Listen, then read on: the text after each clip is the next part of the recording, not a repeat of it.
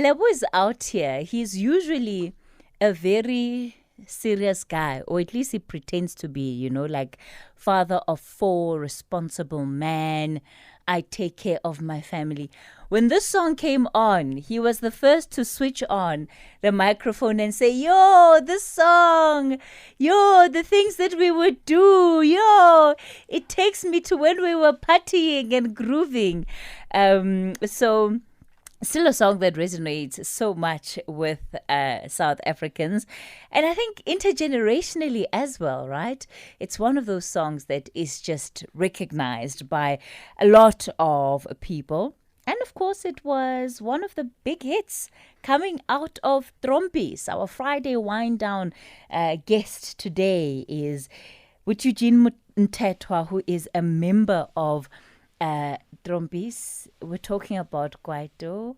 Eugene, good morning to you. Good morning, ma'am, and good morning to your listeners. We're talking Kwaito. Liwena, I saw you, Kari. You've still got some moves, Nyana, but I wasn't sure, Nekisi sure, because you were trying to move, Nyana, but I wasn't sure for old age again. No, kai pheta kucha.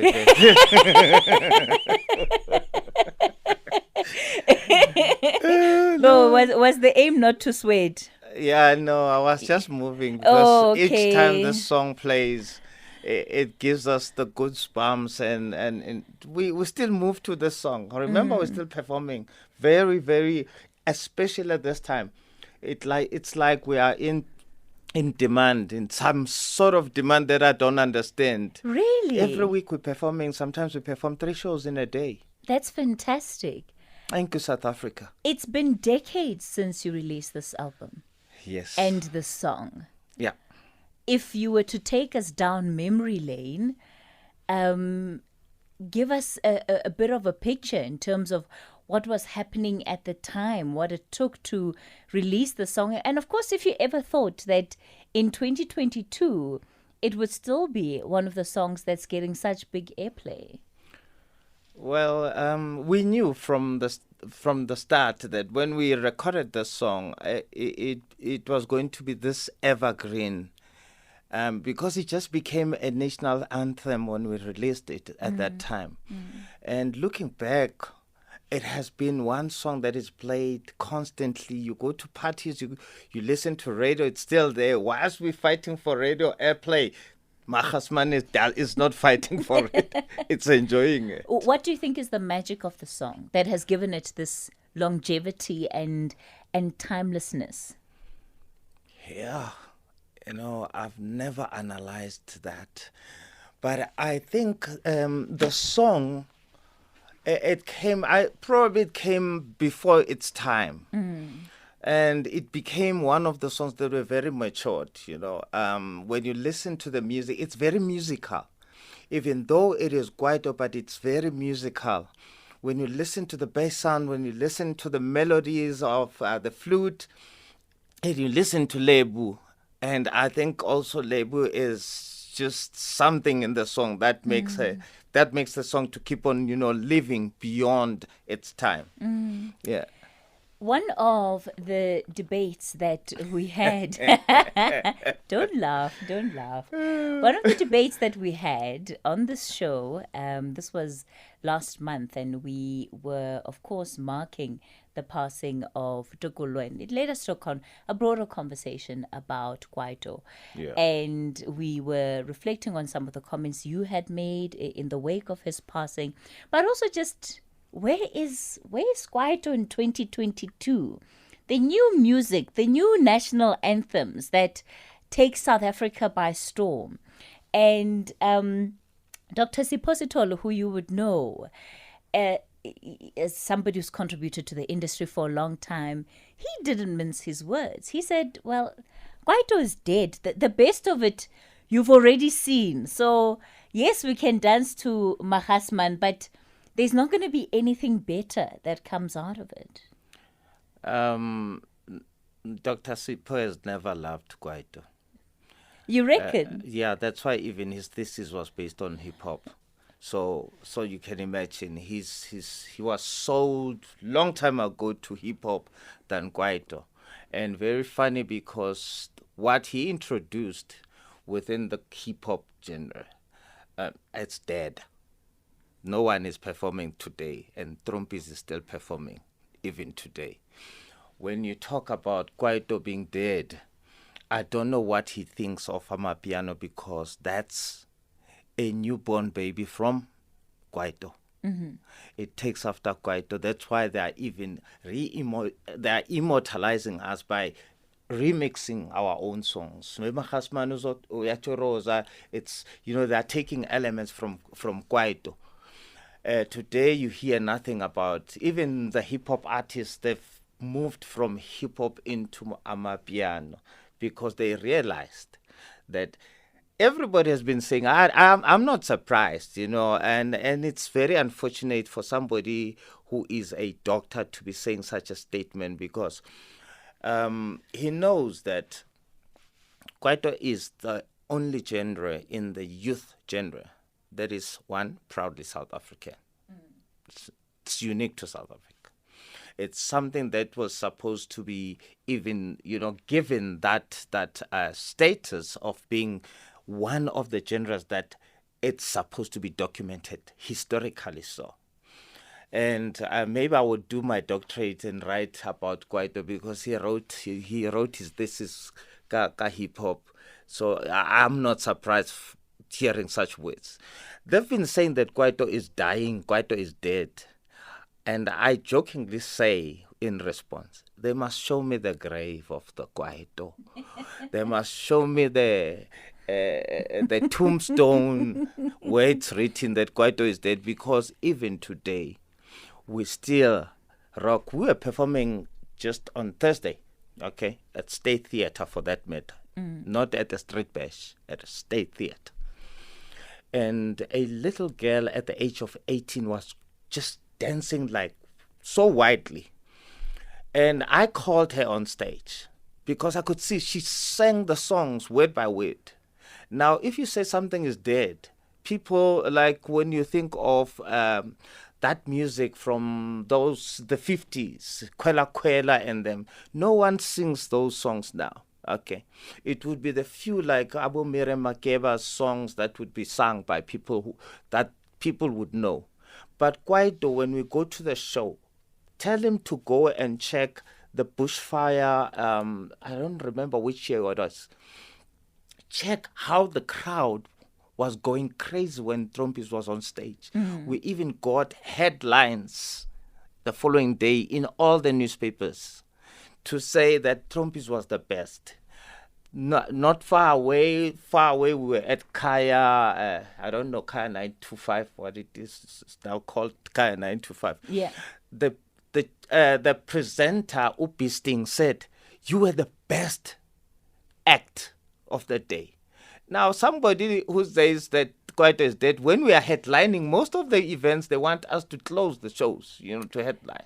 So I don't know what he's talking about. He must come and debate with me. I think he's missing that debate. We're going to continue this conversation in a moment. In fact, I wish that we had arranged to bring him on, but he listens to the show sometimes. Maybe for all we know, he'll get in touch.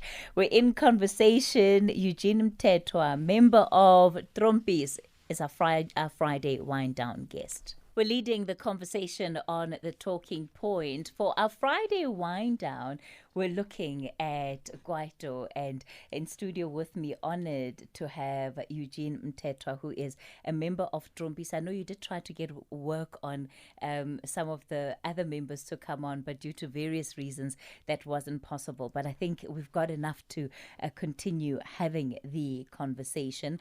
You've heard what he has to say, right? He says, there's no grave, there's no tombstone, therefore... There's no obituary. Look, Dr. Sitole might be able to write a 10,000 word one if you ask him nicely.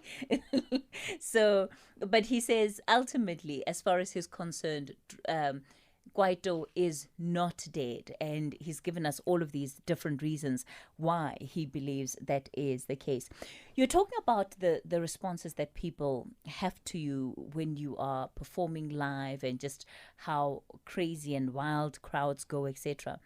How much of that do you think is about the nostalgia that comes with your music, that it takes people to a certain point in time, and often how that is passed on to generations is that if you have parents or relatives and family that are listening to a particular kind of music, you almost inherit part of that response and part of that association with that music. Well, let me first say that remember that we lost Thabo from Alaska, who is from also the Kwaito genre, and Mandla is very family related to Thabo. Thabo was his cousin, and we are the ones who got Alaska into Kalawa.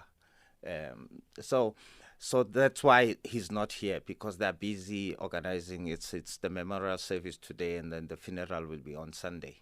And Jaro's big by association with Mandla. He's more closer to Mandla, so they grew up together. So they're busy with that. So we often do this. We divide ourselves. Sometimes the other one, depending on the language that he's fluent in. If it is Tswana, we send Jaros because Jaros ke Motswana or serious. But then on the issue of nostalgia, that is derived from the music. Most of the people today who are very powerful, people who are CEOs, who are, the executive management of big companies, they were at institutions of higher learning when we started this music. That is why we're getting so much bookings from now corporate world, because they remember some of them. This is one statement that I try to understand what they mean, but I can't link our music to how it helped people in higher learning, institutions of higher learning. Somebody would say, you don't know what your music did for me. When I did not know where I was going to get the next meal from, when I didn't have money to pay for my studies, but whenever this music played, I forgot about everything, Kwaito laid a foundation post-19. I think what makes it also very much significant is that post-1994, it was this music that opened up that black consciousness. Post-1994, young people saying, we can. If they can, therefore we can. Remember even the political messages that were dominating at that time. It was like young people, freedom. 1994 is not saying that you can grab the farms, you can grab the lands, you can grab the homes of those that you think they owe you. It means that you are now on equal platform. You have equal rights. You can apply whatever that you do. You're not going to be judged on the basis of your or race or color or sex or what. You now equal to those that you thought they were superior than you. So as young people, we deliberately showed them how it is done. We owned our studios. We owned our music. We owned our companies, own companies. We did not go via the major record companies. The only thing we did, we distributed, because that's where they got us. We did not have this distribution network. But we made it clear that we are going to dominate even the airwaves. If you listen the story around Kwaito, you would be surprised how revolutionary it was, because if I explain to you, why did we not go to the stadiums to do our shows? Even though we were getting booked sometime in the stadium, we introduced Kwaito through street bashes. You know why? Do you know why we did that? No, I don't. Okay. We were saying we had lost during the black on black confrontation. The taxi owners, taxi drivers, taxi industry fighting with, there was that havoc, taxi commotion, people were killing each other. The hostel dwellers were fighting with the township people. And we lost that freedom of playing in the streets. Remember, we did not have these complex that are there, sports complex that are there now for young people to practice, to do their activities as young people. We played in the street, umgusha, tennis ball, ingeto, Bati. street where the streets were our playground. Now we lost that from the black-on-black confrontation, the taxi violence, armor gangsters that emerged at that time.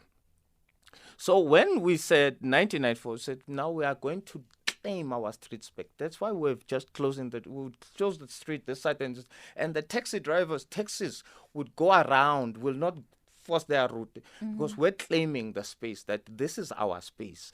Even the airwaves, we're saying we are sick and tired of the foreign content dominating our airwaves, and we're able to do that. That's why a station like YFM became one of the big stations because of Kwaito. It was pro-Kwaito at that time. So, shame, Dr. Sipo, no problem with identity.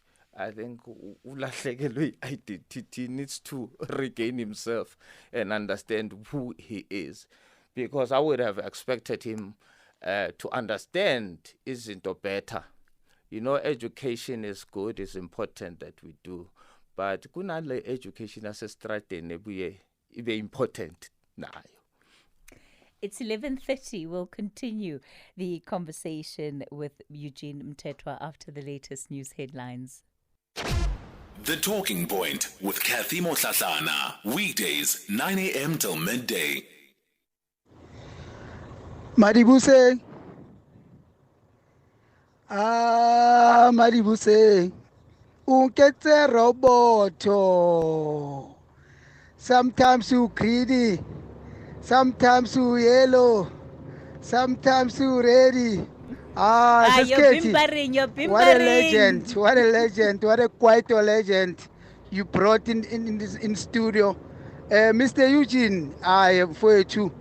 You were the best group ever.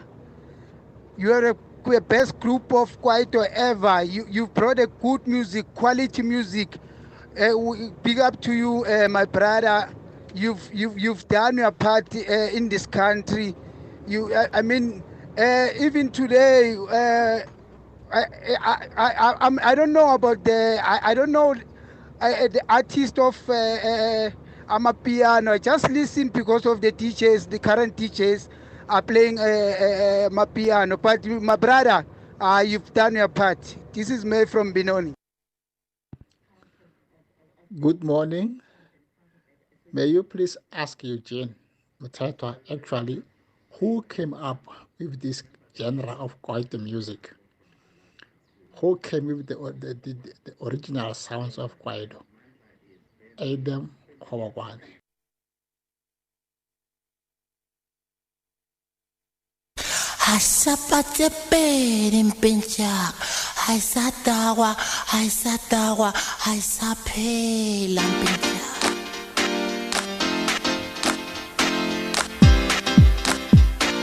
La voix, ezagwa, eswiti la voix, la voix, engiti la voix, ona la voix, wena wena la voix, eswiti la voix.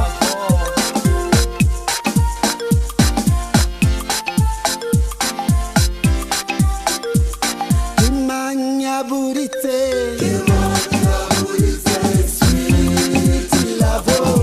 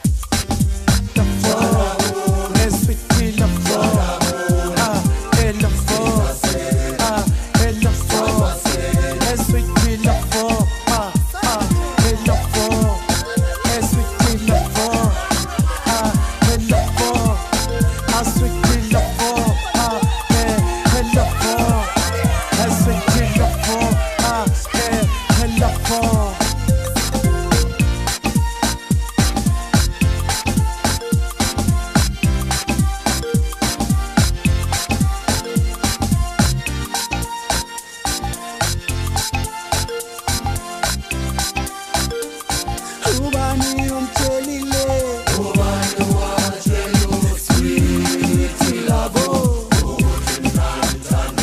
Ubani umthelile Ubani watshelo sweet love Ukuthi nangithanda utshwala Ulala babonganise Ukuthi nangithanda utshwala Ulala kwakhe hlasi Ubani ngamtshelile Ubani watshelo sweet love Ubani ngamtshelile Ubani watshelo sweet love Ukuthi nandithanda utshwala Ilala yemighodini Ukuthi nandithanda utshwala Ilala yebhotini Mashakurana bashimane mashakurana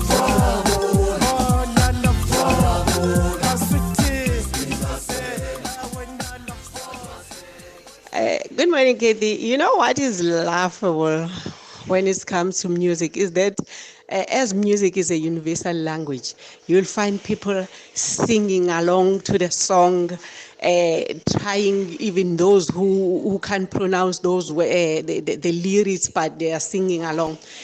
Even today, I grew up dancing to the song, but I don't know what is the meaning of Majas Mania Chorosa. What is it exactly?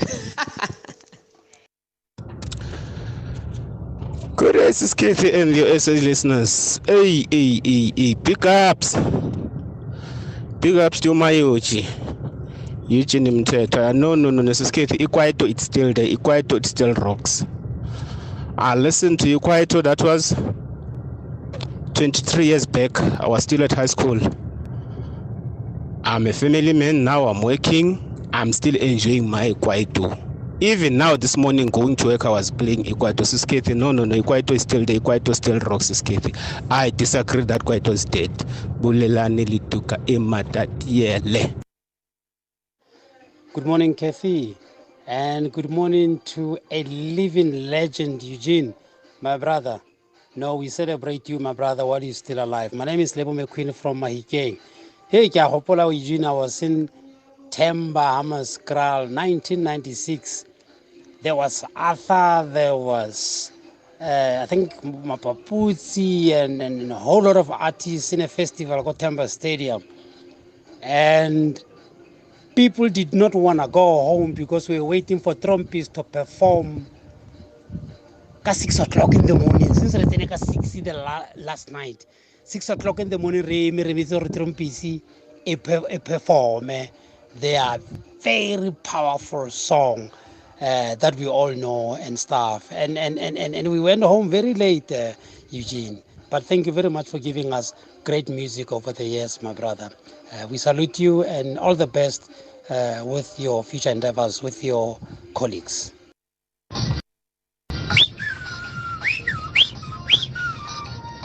I was getting, Fred the truck driver. I was getting, can you ask your guest, Kuri, this genre of Kwaito, was there a guy by the name of Kwaito from somewhere there in Soweto or Alexander, and then they decided to name the songs that he was playing Kwaito? Can you confirm that? The Talking Point with Kathy Motlatlana. Weekdays, 9 a.m. till midday. You're listening to the Friday Wind Down on The Talking Point. I'm so glad that so many of you are enjoying the conversation we've been having with Eugene Mtetwa, member of Trompies. Somebody says, it's McDonald who says, you, Kathy, what's up? I'm listening to your show. I love it. I'm a Zimbabwean. Trompies is the best. I'm actually listening to Jiva, 100% Trompies fan. You've heard the chance of hearing what some of our listeners have had to say. Yeah, and that's what actually is fulfilling in our career. What gives us that fulfillment is when we meet people and they tell us that, you know, guys, your music. The awards, you know that Trompies has never won an award, some award or anything. But we have the Lifetime Achievement Awards, at least whilst we're still alive, we got those. But we've never earned any award, regardless of how powerful these songs were. When you look at Mahasman, it was, I always say it became a national anthem. But Oi Oi took the award against Mahasman. For whatever reason, I don't know. But be that as it may, I heard one saying that where does Kwaito, where does this genre come from? Who started the genre? I always explain it in this form, so that even those who are well-learned, like the doctors, to understand. I'll keep on poking on him because we've got a bitter, sweet, bitter, what do they call, sweet and sour type of relationship with him. The inception of Kwaito, it's just post the bubblegum era. That is why our music, when people talking about the lock drum today, we were using the lock drum at that time. We took that from the Messi Pakelas. If you remember Messi Pakela's song, that was the lock drum. And we created it. We created the lock drum. Now, the inception was that we came after bubblegum music, which was regarded as bubblegum, the Chicos, the Messi Pakelas, Alike, Chaklas, Casino, That's why our music took that type of sound. But the king of Kwaito, not the self-proclaimed one, the king of Kwaito is Sinyaka. Mm-hmm.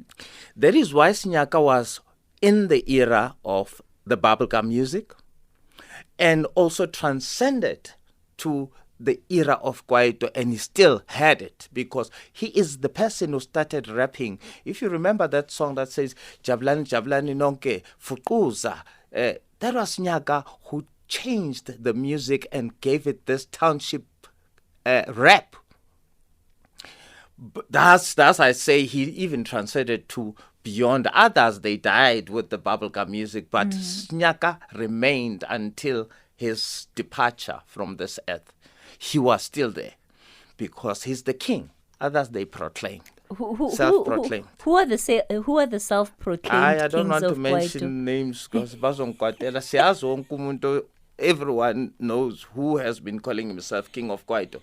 But if I were to write this book genuinely, authentically so, it would be Sinyaka who founded Kwaito. Wow. With the township rap. That's why we took that format. And it was basically, he took what was house music and slowed down the tempo and rapped, gave it the township rap. That's where Kwaito comes from.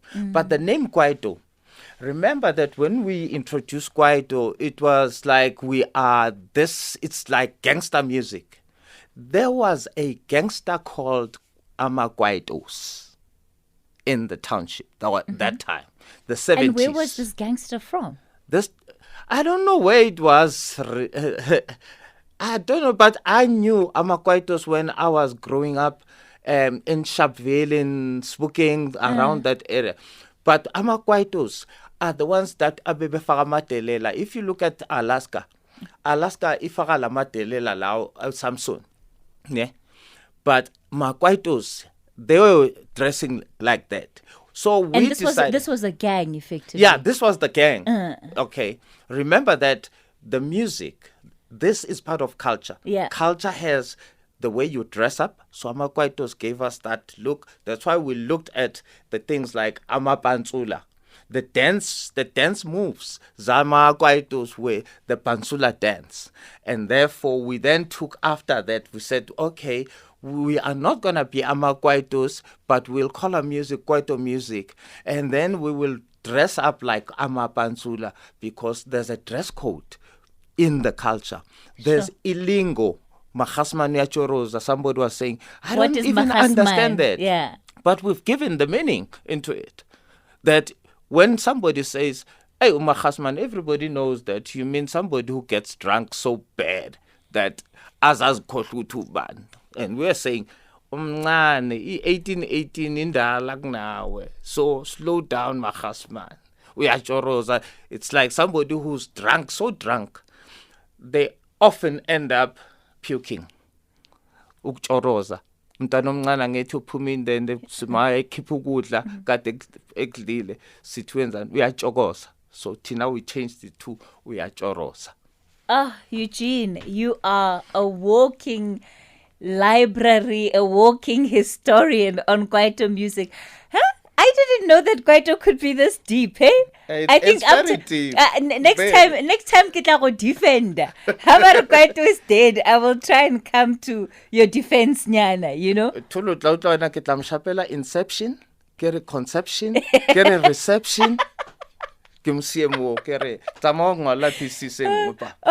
we're gonna have to see if we can't get a debate between these two before the year's up. I know lots of you're asking for more songs. We're gonna do exactly that. For now, let's take a quick break. Good morning, House Kathy. Hey Eugene, Chakarumba, Charos, Tessen, Atesen, Tessen. Ke a chayela wena he ke tinwa ke ntwena o tsompotsa hore ke tswa kae ai Chakarumba ke a jwetsa wena ke a chayela wena ai dia buya mo ai ke a jwetsa wena ya rona e so fele ke Kwaito ke ya rona ya e so fele danko ke Lennon.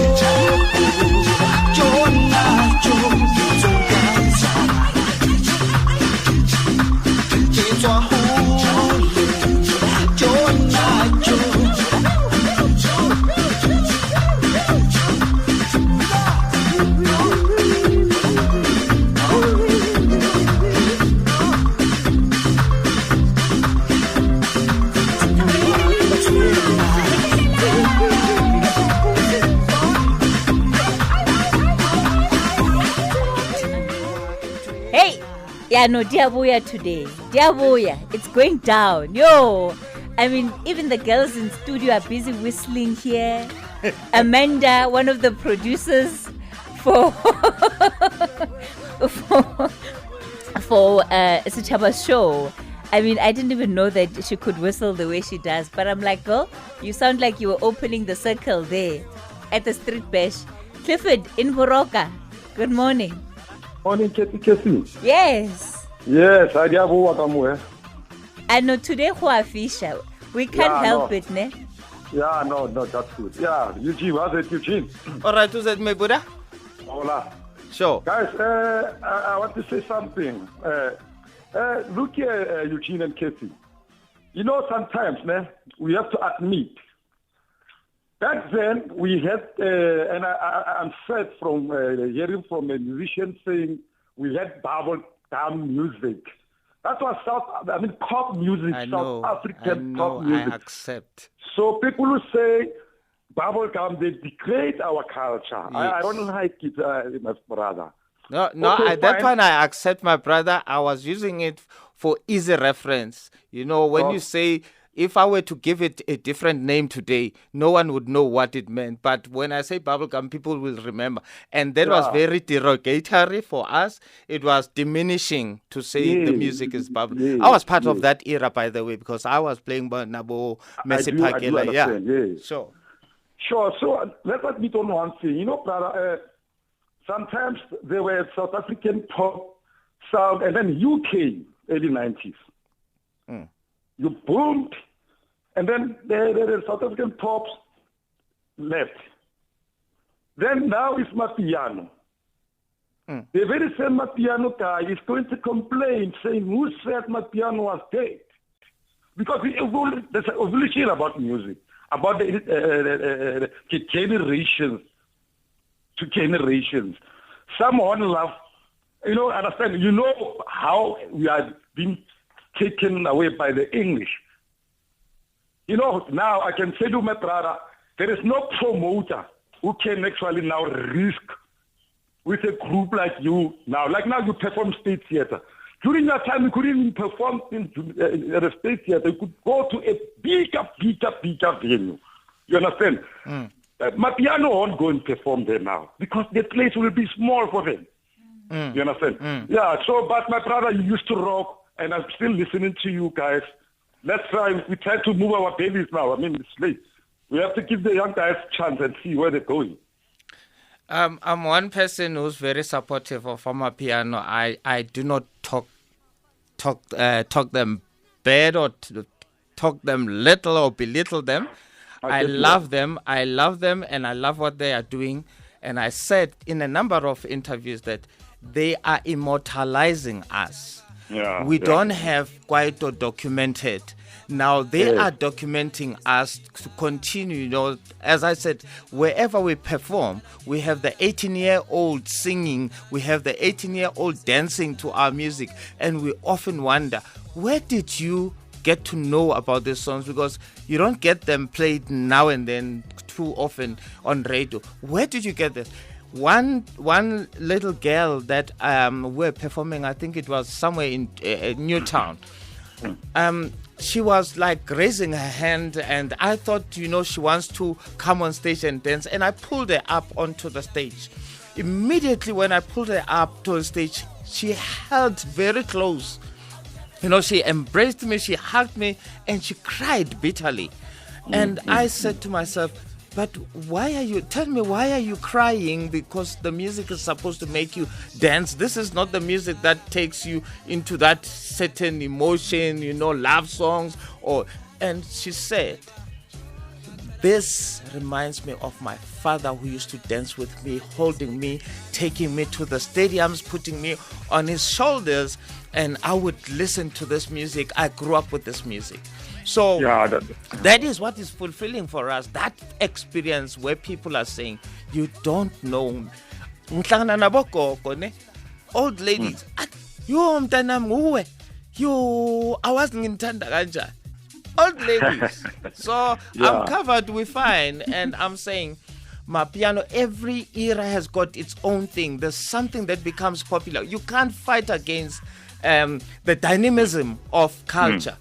And expect culture to be static. We came in, if I can tell you what they said to us when we came with Kwaito, they said we're destroying music. Yes. Told yes. by an elderly person who was a music. I won't even mention the name because he's a musician that is respected. Said we mosh music. Eugene? No, thank you, brother. Bye-bye. Thank you a lot, Casey. Bye. Have a nice weekend, dear. Have a good one as well. Eugene, it's been such a pleasure. I mean, I've got all the time in the world for you, hey? I've enjoyed this conversation so much. We've come to the end of our show. Just very quickly, where are you going to be performing next for people who are feeling revived? We're performing today at the memorial service, just 2 songs for Thabo. And then we have a show in Val, Emerald. It's on Sunday. We'll be at Emerald Casino, where it will be happening. It's a jazz show, but we are in. So who says we are dead? Hey, it's not going to finish. Not in this millennium, this one. Eugene, it's been an absolute pleasure. Thank you so much for coming into studio. Eugene Mthethwa, our Friday wind down guest. That's where we'll leave it.